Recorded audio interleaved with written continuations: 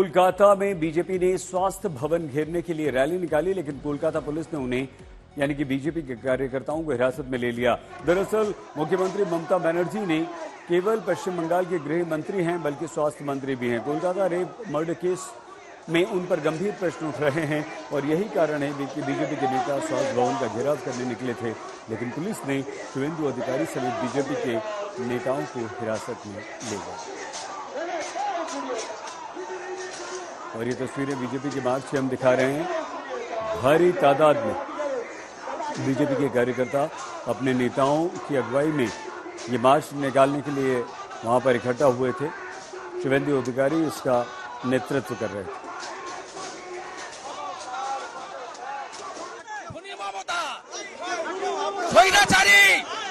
স্বৈরাচারী ধর্ষকদের নেত্রী খুনি মমতা, দফা এক দাবি এক, স্বৈরাচারী লিপাত যাক,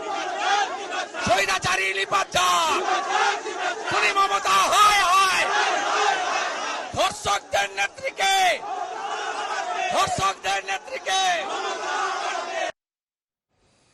आइए सीधे कोलकाता ऋतिक मंडल हमारी संवाददाता के पास आपको लिए चलते हैं। ऋतिक, सबसे पहले तो इस समय प्रदर्शन की वहां स्थिति क्या है और उससे पहले क्या क्या हुआ?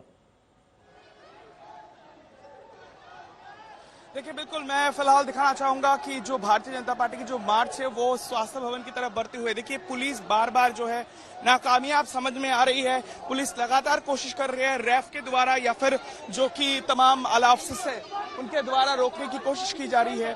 पहले तो बैरिकेड तोड़ा गया, उसके बाद जो है यह मार्च आगे बढ़ा। कई दफा 3 बार पुलिस उनकी रास्ता रोकने की कोशिश की, लेकिन फिलहाल मैं आपको बता दूं कि जो स्वास्थ्य भवन है उससे कुछ ही दूरी पर है। यहाँ पर महज 500 मीटर दूरी के तक जो है वो पहुंच चुके हैं। पुलिस का कहना है कि वहां पर पहुंचने से law and order situation deteriorate हो सकता है। बीजेपी की मांग है कि मुख्यमंत्री और स्वास्थ्य मंत्री ममता बनर्जी वो इस्तीफा दे, क्योंकि इस घटना के पीछे जो काला करतूत सामने आ रहा है, खासकर उस अस्पताल के एडमिनिस्ट्रेशन को लेकर कई सारे सवाल उठते आए हैं और जो पलड़ा झाड़ने की कोशिश की जा रही है स्वास्थ्य भवन द्वारा। तमाम जो स्वास्थ्य आधिकारिक है वो इसमें जुड़े हुए हैं। आप देख सकते हैं हजारों के तादाद पर सड़कों पर जो है प्रोटेस्टर्स वो है बीजेपी के, वो सड़कों पर है। लगातार उनके रास्ता रोकने की कोशिश की जा रही है, लेकिन इस बैरिकेड तोड़ते हुए स्वास्थ्य भवन की तरफ बढ़ती ये जो बीजेपी की जो रैली है वो अब चल रही है। पुलिस की तरफ से यहाँ पर तमाम एहतियातन कदम उठाया गया है। आंसू गैस के गोले भी यहाँ पर मौजूद है। रैपिड एक्शन फोर्सेस के जवान भी यहाँ पर तैनात किया गया है। साई जी, बिल्कुल ठीक है। ऋतिक मंडल हमारे संवाददाता जानकारी दे रहे थे। बीजेपी का जो मार्च है वो स्वास्थ्य भवन की तरफ जरूर जा रहा है, लेकिन इससे पहले उनके नेताओं को शुभेंदु अधिकारी के साथ हिरासत में पुलिस ने लिया है। ऋतिक, इस मार्च के साथ साथ लगातार आगे बढ़ रहे हैं। हालांकि सीबीआई ने अपनी रिपोर्ट में काफी कुछ सिद्ध कर दिया है और एक बात जो साफ हो गई है वो ये कि ये गैंगरेप नहीं है, सिर्फ एक व्यक्ति संजय रॉय द्वारा किया गया कुकृत्य है। लेकिन इसके अलावा अस्पताल प्रशासन पर सीबीआई ने अपनी रिपोर्ट में जबरदस्त सवाल यहां पर उठाए हैं। क्यों ऋतिक ममता सरकार इस तरह के किसी भी मार्च को पूरा होने की आज्ञा नहीं दे रही है और बीजेपी के नेताओं को भी हिरासत में लिया गया, इसका कारण क्या है?